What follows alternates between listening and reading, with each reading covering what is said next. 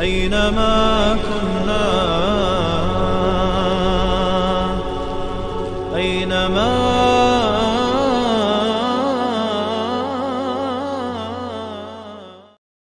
الحمد لله رب العالمين، والصلاة والسلام على رسول الله محمد وعلى آله وأصحابه أجمعين. أعوذ بالله من الشيطان الرجيم.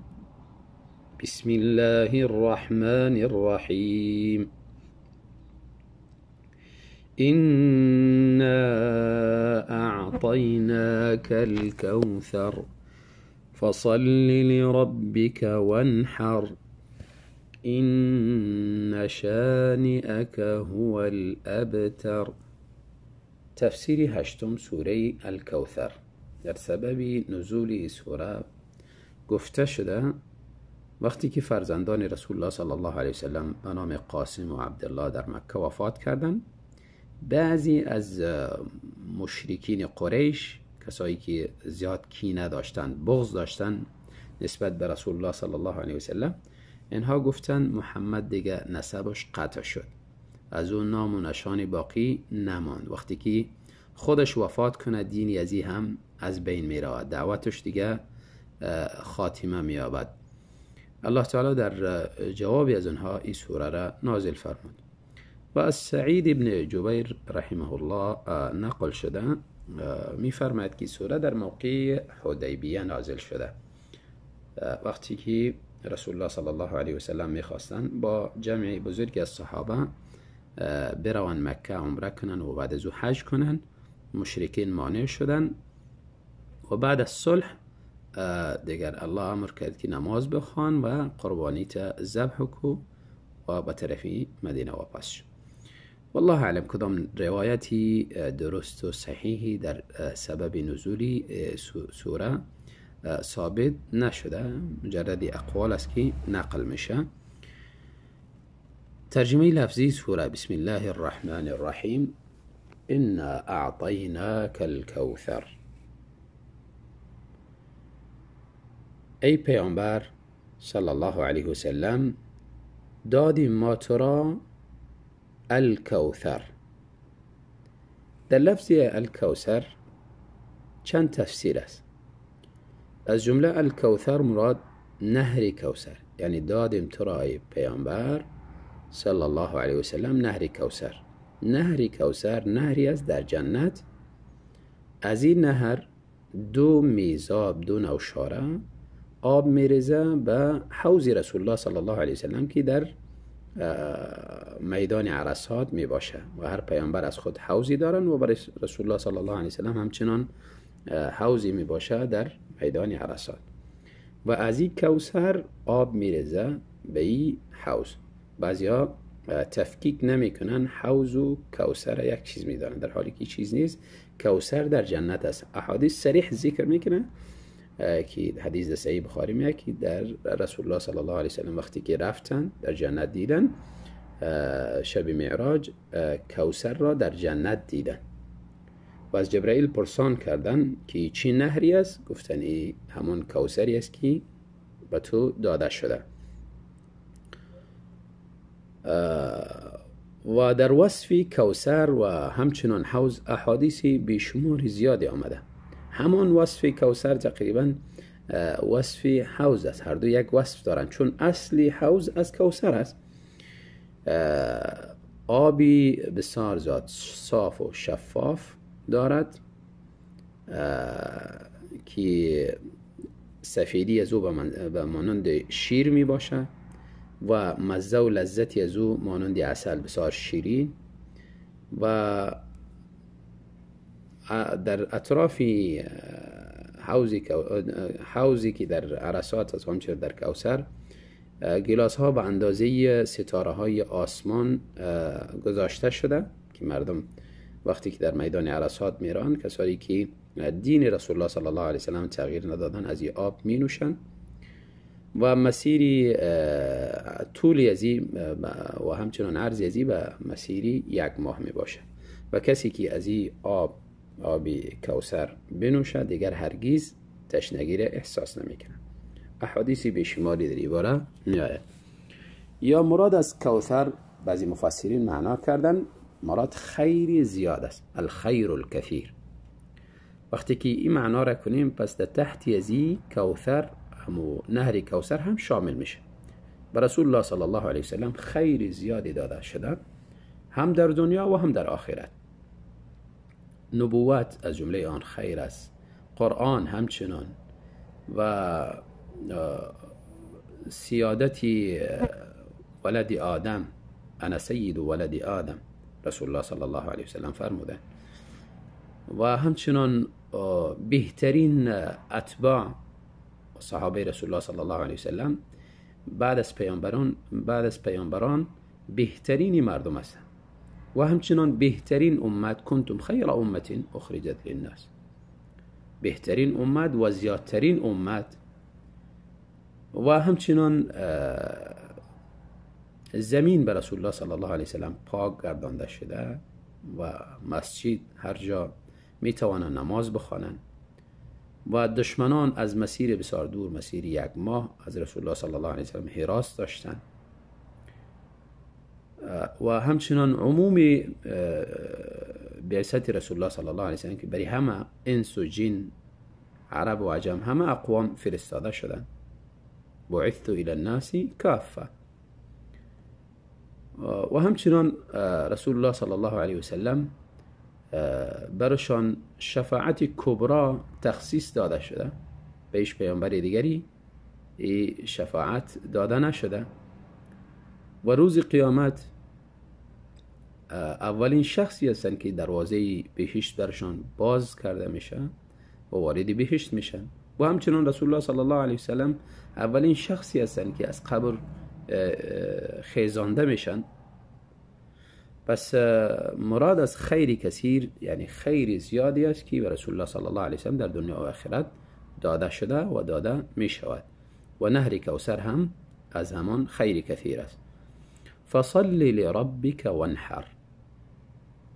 الله تعالی وقتی که پیامبر خدا میگه ما برای تو یک خیری بزرگ دادیم یا اینکه نهر کوثر دادیم، در مقابل نعمت مطالبه میکنه که شکر پروردگارت را انجام بدی. و یکی از خوبترین شکرها نماز و قربانی است. دو عبادت بسیار با فضیلت و بسیار زیاد انواع شکر شامل میشه. نماز شکر زبان داری شامل است، شکر قلب، شکر جوارح، و همچنان در قربانی شکر مال. فصلی لربک، فصلی نماز بخوان، لربک خاص برای پروردگارت، لام برای تخصیص، یعنی نماز خالص برای پروردگار باشه. وانحر، و همچنان قربانیت خالص برای پروردگار بکن. مطلق نماز و مطلق قربانی، یعنی هر مالی را که ذبح میکنی مال فقط به نام الله بوده باشه. نماز هر نمازی را میخوانی، فرض است یا نفل، خالص برای پروردگار بوده باشه. یا بعضیا گفتن که مراد از نمازی عید قربان است و مراد از وانحر قربانی روزی عید قربان است.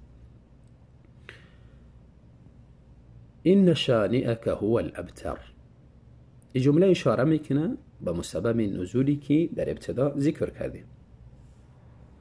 یقینا دشمنی تو هو الابتر، او دنبریده است، یعنی مقطوع النسب است. یا اینکه دشمنی تو از خیری زیاد محروم شده و خیر بالایشان قطع شده. به اعتبار یعنی به اعتباری قطع نسب، اگرچند کسانی که با رسول الله صلی الله علیه وسلم دشمنی داشتن آنها از اونها نسب مانده بود، یعنی اولاد داشتن، لکن نامی نیک نبردن. وقتی که از دنیا رفتن کافر، لعنت خدا بالایشان است. مردم ها به نام بسیار بد یادشان میکنه و دیگر خیری باقی نماند از اونها که او خیر برشان برسد. عکس از اونها رسول الله صلی الله علیه وسلم وقتی که از دنیا رفتن، اگرچند پسرانشان در خردگی از دنیا رفت، لکن نامشان در دنیا و آخرت بلند است. و رفعنا لك ذکرک. و دوست و دشمن به خوبی رسول الله صلی الله علیه وسلم را یاد میکنند. حتی دشمنان اسلام هم از جمله قهرمانها و خوبترین اشخاص دنیا یکی نام رسول الله صلی الله علیه وسلم، بلکه در فهرست اول نام رسول الله صلی الله علیه وسلم را ذکر میکنه. و بالای هر مسلمان لازم است که در مواقع و بعضی جاهای خاصی نام رسول الله صلی الله علیه وسلم اظهار کند و نام رسول الله صلی الله علیه وسلم را یاد کند. از قبیل نماز، السلام علیک ایها النبی و رحمت الله و برکاته، تشهد. در درود اللهم صل علی محمد و علی آل محمد. بلکه کسی میخواهد مسلمان شود، در اسلام داخل شود، شرط است که کلمه اشهد ان لا اله الا الله و اشهد ان محمد رسول الله را بخواند. و همچنان در اذان اشهد ان محمد رسول الله. و حتی انسان از دنیا میره و کلمه شهاده اشهد ان لا اله الا الله و اشهد ان محمد رسول الله با کلمه شهادت در اسلام داخل میشه و با کلمه شهادت از دنیا میرود. و حتی داخل قبر اونجا هم نام رسول الله بلند است. من ربک ما دینک من نبیک، از پیامبر صلی الله علیه وسلم پرسان میشه. و حتی در آخرت همه پیامبرها وقتی که مردم در حالت بسیار تنگنا و خطرناک قرار میگیرند در میدان حشر و آفتاب زیاد نزدیک میشن، زیاد به تکلیف میشن، نزد آدم علیه السلام میروند و دیگر پیامبران میروند که الله تعالی حساب خلائق شروع کنه.